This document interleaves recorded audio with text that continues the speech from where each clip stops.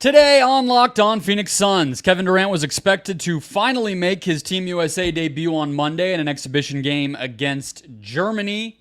He did not. The calf injury still bothering him, which begs the question, is it time to worry about KD? Let's go.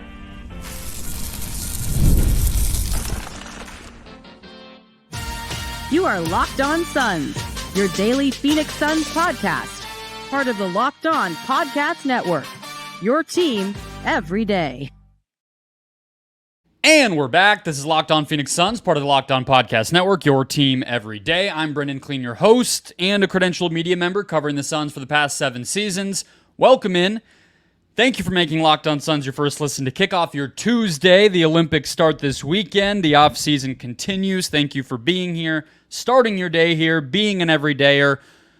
We are free and available everywhere, including YouTube, so if you have not already, maybe you're not an everydayer yet, in which case, what are you doing? Hit that button, follow, subscribe, get a new episode in your feed every single Monday through Friday, through the offseason and beyond. Get locked on to the Phoenix Suns. Today's episode, guys, is brought to you by the FanDuel Sportsbook. Make every moment more as the playoffs wind down. The sports aren't quite what we want them to be, but this summer, FanDuel is hooking up all customers with a boost or a bonus daily. That's right. There's something for everybody, every day, all summer long. Visit FanDuel.com/lockedon to get started. All right. Kevin Durant missing. It has basically been 2 weeks since the initial report. I believe on Tuesday when you're listening to this, we'll make it exactly 2 weeks with this calf injury. He's been listed as day-to-day. He has missed each of the Suns of Team USA's. I believe it has been 5 exhibition games. And nothing about that is all that out of the ordinary, right? I mean, there's no real need to be super specific other than soreness. If there's not really an injury, it did seem like he was close to playing in both of the past 2 exhibition tune-up games over the weekend, and then today, or I guess it was last Thursday was the last one. Or maybe Saturday? Friday? I was in WNBA World all weekend. I watched the game. It was on Saturday. Then on Monday, missed both of those after all. And now we are in this world where, he has not gotten any reps going into Team USA. But because of the, somewhat of a lack of info that we're getting here, it's also becoming a little bit of a Suns question, I mean, we are 2.5 months out from when he would be in Phoenix starting to get ready for the season. That is a long time. If this is just soreness and is not really an injury, I would be shocked if in 2 months it was still bothering him. But if there is something really going on, or if his summer is disrupted even more to the point where he misses Team USA, and then you're talking about the reps and the kind of training regimen that he was expecting to be on just being different, it just would not be ideal for a guy in his mid-30s to have to deal with a sudden change like that, especially if it is an actual injury. But there's also certainly a world in which it's just precautionary, right? Kevin Durant has not dealt with anything related to the calf or the Achilles since it tore, and he made his full recovery in the 2020-21 season after a full year plus off. I am on his Fox Sports injury log, which is always a helpful tool. May and June of 2019, calf injury against the Rockets, Achilles tear against the Raptors in the finals, and nothing of the sort since then. Knee, ankle, we know he's had the MCL problems, the ankle thing last year with the Suns, obviously, and everything else, but no calf injuries. So, obviously, Kevin Durant plus calf is never a great combination of things to hear, but I also don't think this is some sort of lingering anything from that injury 5 years ago. It's been 5 years. I mean, I know that's crazy, but it has been. I don't think this is what that is. So, in the end, this is going to be much more of a problem for Team USA than I think for the Suns. But I guess it's not true anymore that he hasn't had any calf problems since the Achilles, right? So it may not be related to the Achilles, but any lower body muscle issue or bone issue that happens for a 7-footer as he gets into his mid-30s is a data point, is an important thing to be looking at heading into the season. This is a guy who played 70-plus games and 37-plus minutes per game last year at age 35. I think a lot of us would like to see Durant not have to be relied upon and shoulder such a heavy burden this season, and this maybe just compounds that. I'm not going to panic until we do hear a specific diagnosis, if there is an actual injury going on, or if he actually has to miss entire Olympic Games, which we are a week away from that conversation, and another week for him to heal and get closer to being able to play. So I'm not in panic mode yet. That's what would get me to panic mode. From a Sun standpoint, if he has to play limited minutes and be kind of load managed in any sort of way for Team USA, that is also a problem. I'm rooting for this team. I would assume most of you are. I know we have a lot of Suns fans in Australia, but other than that, I would imagine most of us want to see Book and KD shine in that environment, and we want to see the gold come home. Which brings me to the last thing I have on my mind related to Team USA after watching that scrimmage against Germany, the South Sudan game on Saturday. Do both of these guys start? Still a question. I do think if Durant comes back, he will start. But I actually think he will take Book's spot.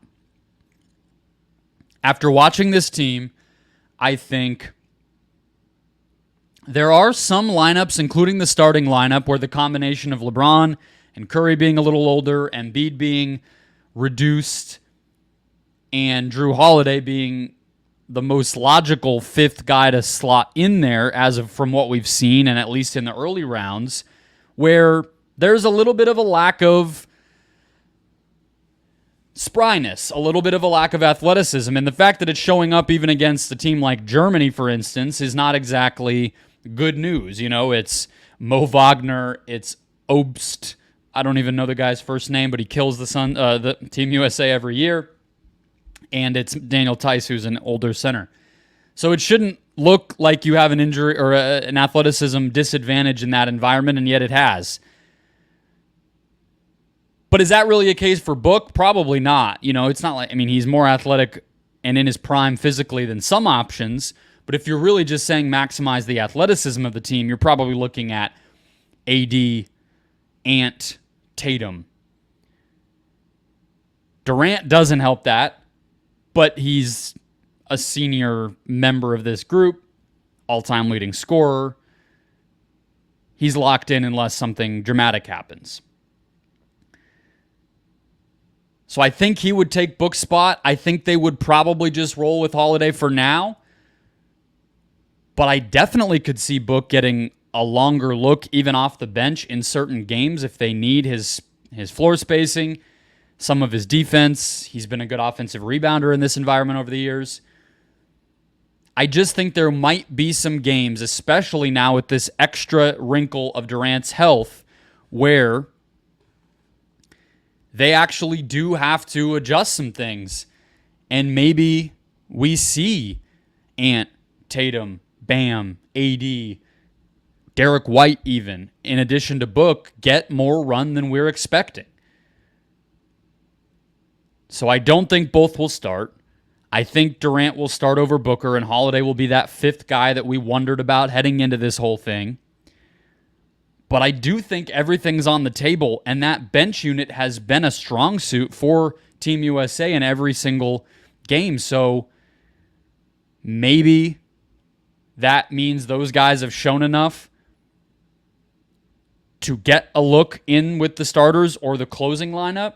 Or maybe Steve Kerr just says that's going to continue to be our advantage.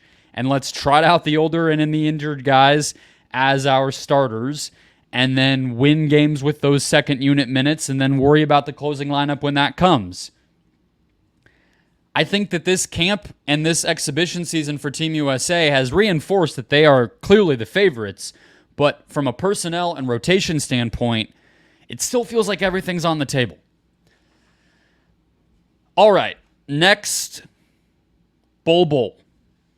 Could have been on the opposing side of that exhibition on Saturday, but instead is not going to play in the Olympics at all for what is being called personal reasons. I'll talk about what a missed opportunity that is for our guy and what are reasonable expectations for Bol in year 2 in the Valley coming up next.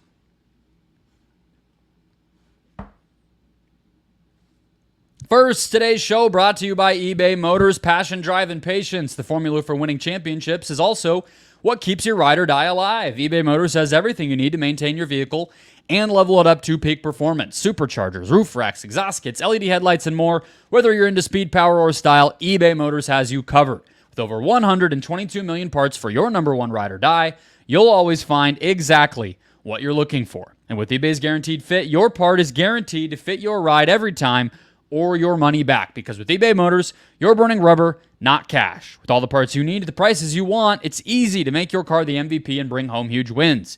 Keep your ride or die alive at ebaymotors.com. Eligible items only. Exclusions apply. eBay Guaranteed Fit only available to U.S. customers. Alrighty, let's keep the show going.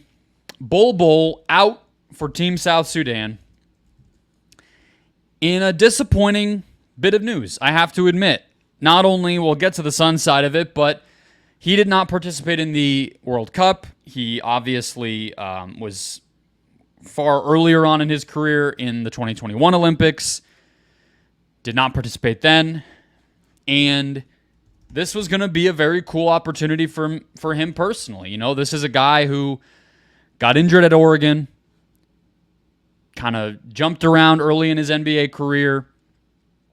He played 9 games at Oregon and has not really had a chance to contribute to his national team. Of course, his dad is a very famous man.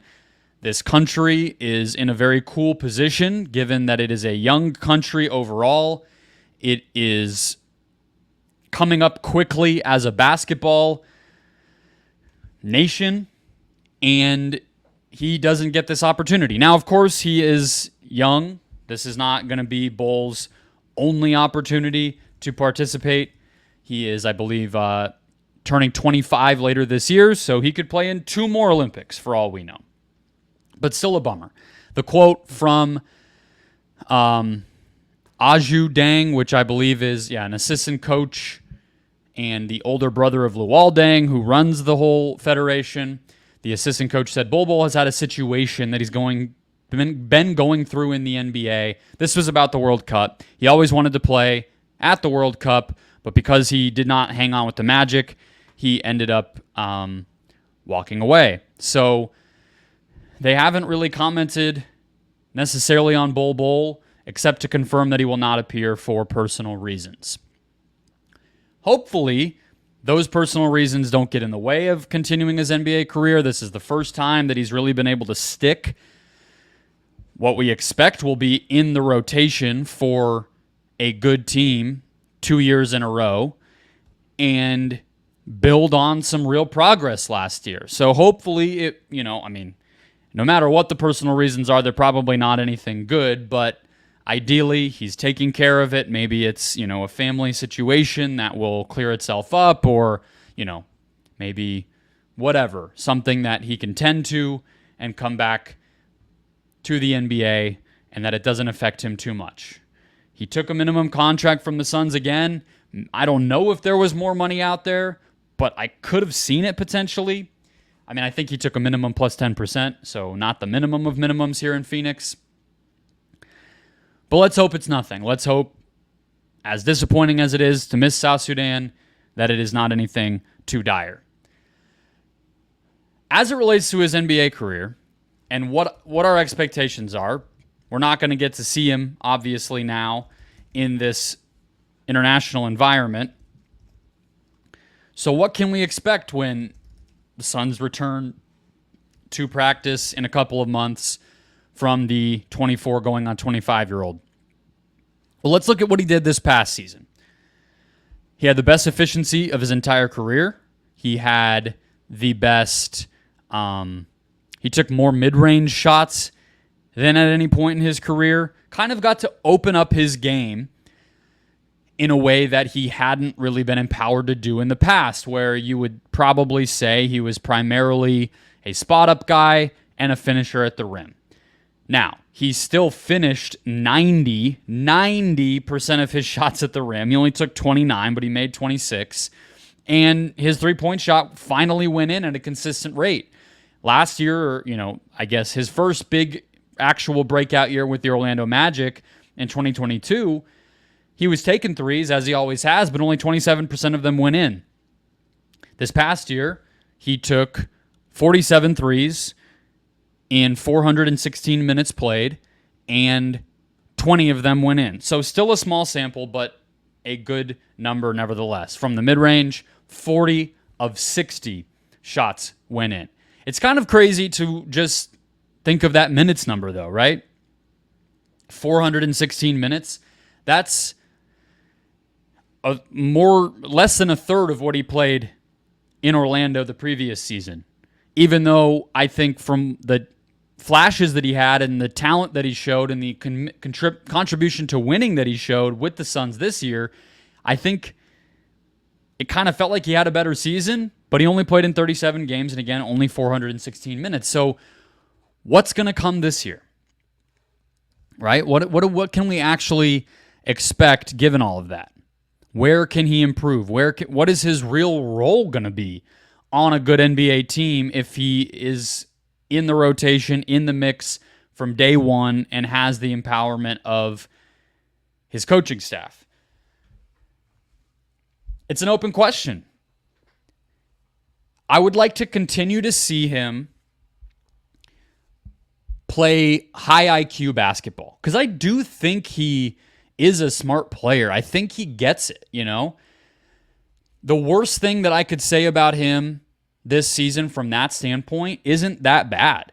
I would just say that defensively, when he first got a shot in the early part of the year and got banished before finally breaking through in the second half of the season, that first stint when Frank tried him out, his defense was not, it just felt like he was lost. I don't really know why. Maybe it just took him a little bit longer than some of these other guys to lock into the system. Maybe he's just somebody where he needs to be on the court with other good players to really, execute on that end of the court. But that wasn't great. And then offensively, I think he was just too tentative, too hesitant. And that's hard to really knock somebody on big picture if they're trying too hard to make the right play. But you look at the numbers, his turnover rate was by far the lowest of his career. His usage was lower, which is actually kind of nice to see, because that means he's never really been a high usage guy, but it means he wasn't just out there jacking shots. And his offensive rebound rate went up. His three-point rate went up from the previous season. He was playing a role, right? And I think that's what you want to see. So how's he going to be used? I mean, I think he's somebody that I've said consistently feels like a guy that Mike Budenholzer will really try to maximize in a way that Frank Vogel didn't.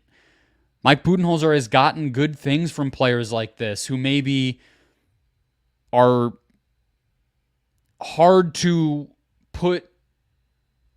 contain, but have tools that can make other players better, that can physically be a useful kind of chess piece.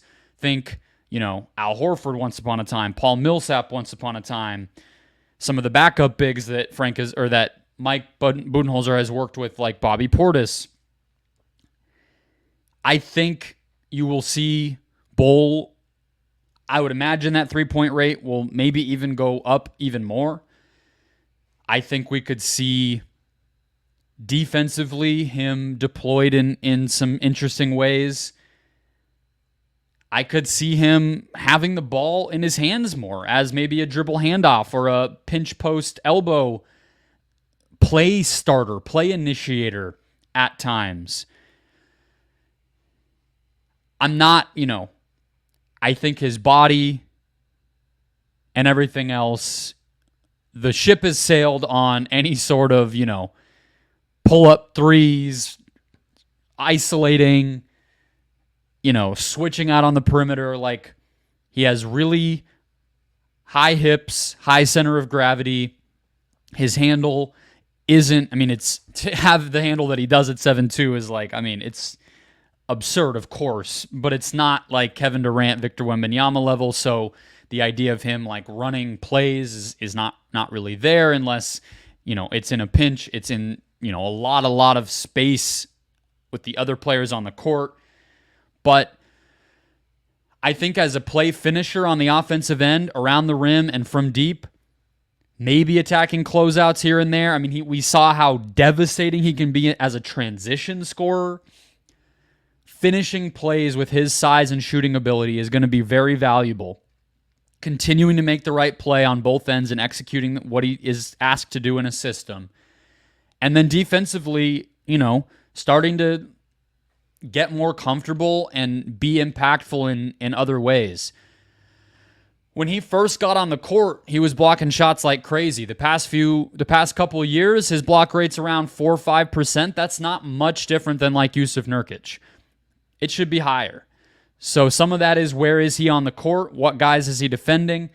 Is he comfortable to actually defending centers and being around the basket without fouling too much, without getting bodied? Those are going to be questions that he'll continue to answer, but that's kind of what I want to see from him. I think the Olympic environment would have been really helpful, just to continue to get confidence, have that experience, and that emotional morale boost that he could have had. But I think there's still a ton that he can fill out in his game now that he's getting a real opportunity and he is back on the Suns for another season. Last but not least, are there any remaining free agents worth getting? We talked about David Roddy. Cut him, not cut him. He played a lot better to close out Summer League, but a big question you have to have if you're thinking about that at all is, who are you getting? So we'll dive into those names as the offseason starts to come to a close. Coming up next. First, today's show brought to you by the FanDuel Sportsbook. We all love sports here on the Locked On Podcast Network. I'm sure you listening at home do as well. We never want them to stop, but this time of year, it is baseball and just about nothing else. The sports aren't quite what we want them to be. But FanDuel lets you keep the sports going whenever you want. All you got to do is pop open the app and dream up bets anytime you're in the mood. And this summer, FanDuel is hooking up all customers with a booster or bonus daily. That's right. There's something for everybody, every day, all summer long. So head over to FanDuel.com and start making the most out of your summer. The D-backs playing the Royals to start out the week. They are in a game right now as we speak, so I don't have one for you for Tuesday, but I love the alternate total runs. I love the first 6 inning over-unders and money lines because you can get based just on those starting pitcher matchups. Baseball betting's fun. I know, it's kind of a quiet, slow sport, but the betting has a lot of options because it's so statistical and so regimented. FanDuel.com to get started. FanDuel, official sports betting partner of Major League Baseball. Let's close out the show. 2 names for you still on the free agent market that I think, 3 that are worth looking at. 2 point guards, Markelle Fultz, Tyus Jones, and then a wing, Cedi Osman. I think all 3 would be worth considering cutting David Roddy for. Okay? Now, the problem is, of course, if you're just talking about filling out a depth chart and getting bodies in the right spots on the court, the Suns currently have Booker, Beal, Allen, and Monte Morris as guards, so they don't exactly need another person in that position, right? They also have Colin Gillespie, of course, and Damian Lee. David Roddy fills a little bit of a thinner part of the rotation, or the depth chart, let's call it, with O'Neal, Okogie, and Little basically the only other wings, traditional wings, and Ryan Dunn. So maybe that factors in here if you're thinking about Fultz or Jones. As for Cedi Osman, I just think it's another bigger shooter. He's taller than David Roddy. He's a vet, whereas Roddy is kind of still theoretical, still developing his game if he's going to have an NBA career, whereas Osman, it's like, okay, he's not going to be a burly, wing stopper at any point, but he can defend smaller wings, some guards off the bench, execute a team defensive scheme, and be a movement shooter. He also isn't half bad as a ball mover, a kind of in a pinch initiator. He just has a smart IQ, a high IQ from, coming from that European system. He's been on good teams most of his career. So all three, I think, would be worth it. If you're fine to cut ties and just bite the bullet. That's two metaphors in a row. You're welcome. And just pay Roddy and pay another player. But it's not my money, so I'm just thinking kind of in a vacuum here. There's other names on the market. Isaac Okoro obviously would be interesting. Precious Achiuwa, some of these younger free agents, but I expect them to go back to their incumbent teams. If they're still free agents after this long, Okoro's restricted. Maybe some team throws him an offer sheet, but even if they don't, he has the qualifying offer that is far more than the minimum that the Suns could offer. You're looking at with Precious, the Knicks have his rights, so they can pay more than the Suns up to whatever, their tax situation allows them, but it's still going to be more than a minimum. So those guys would be on my list, but I don't think they're going to be available. Which is why I come back to those three players. Problem is, I don't think Fultz, Osman, or Jones have any reason to leave their team and take a minimum, unless it just gets really ugly. The Orlando Magic, who had Fultz as their starting point guard last year, it doesn't appear he's going to start this year. It seems like they're going to have Suggs be their point guard, quote unquote, with the Kentavious Caldwell-Pope signing. But as they showed us with a lot of their other signings, they are fine to just re-sign their own players, have the flexibility to make trades and do that type of thing as long as they're not in the tax. They still have $20.4 million before they have to worry about the luxury tax, and they have Markelle Fultz's full rights to pay him whatever they want. They could give him their room mid-level exception, for instance, for $7.9 million and still not be worried about the salary, the luxury tax at all. The Spurs with Osman, very similar. I look at their roster, they need shooting. I'm not sure why they would just willingly move on from Osman if it comes down to it, where his only other options would be somebody like the Suns for a minimum, right? Gary Trent Jr. as an example, I'm sure that's in your head here. Why did the Suns not pursue him? Well, I don't think he really fit. He's very similar to Booker, Beal, and Allen. There's not really a lot of need there. As we saw with Gordon last year, there were just too many of that same type of player. He probably wouldn't have had a big role here. And so that's the only thing that I think players would be enticed by. But for the Suns, even if Tyus Jones is probably looking and saying, well, Monte Morris is the same exact guy as me. Markelle Fultz, okay, maybe some intrigue there. He could play with Morris, with Booker, with Beal. So maybe he's the type of guy, but is his value really going to go up playing a small role in Phoenix versus he just was starting for a playoff team this past year in Orlando, and maybe he just wants the money at this point. If he's facing down, hey, maybe I'm going to be a minimum guy, but Orlando has an offer on the table for me. I'll do the rehabilitate my value thing next summer. Now I'm going to get my bag. With the Spurs, sort of the same thing. They have their room mid-level, $7.9 million, and they can go ahead and get. They have $25.8 million under the tax that they have to play with still. You look at the Wizards with Jones, very similar boat. They are $9.7 million under the tax. They have their non-taxpayer of $6.3 million, their biannual exception of $4.7 million. Both would be more than the Suns can offer Tyus Jones.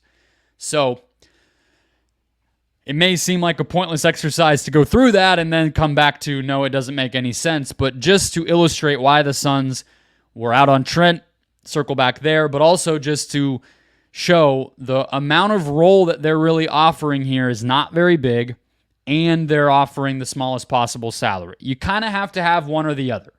Are you outbidding the money, or are you offering a big opportunity? The Suns can't offer either one, and therefore the free agents that they could get, that they would cut Roddy for, don't make sense. And the ones, everyone else, it just makes more sense to keep David Roddy. He is young. He could get better. If nothing else, you just play it out. Maybe he plays in the G League a bit this year, and you just let his contract expire. Maybe you decline his fourth-year option and let him go.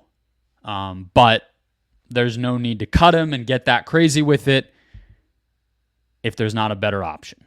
That'll wrap us up. Hit follow or subscribe if you have not already. We'll be back Wednesday as the Olympics draw closer and more news, of course, throughout the world of the Phoenix Suns. Enjoy your Tuesday, and I'll catch you then.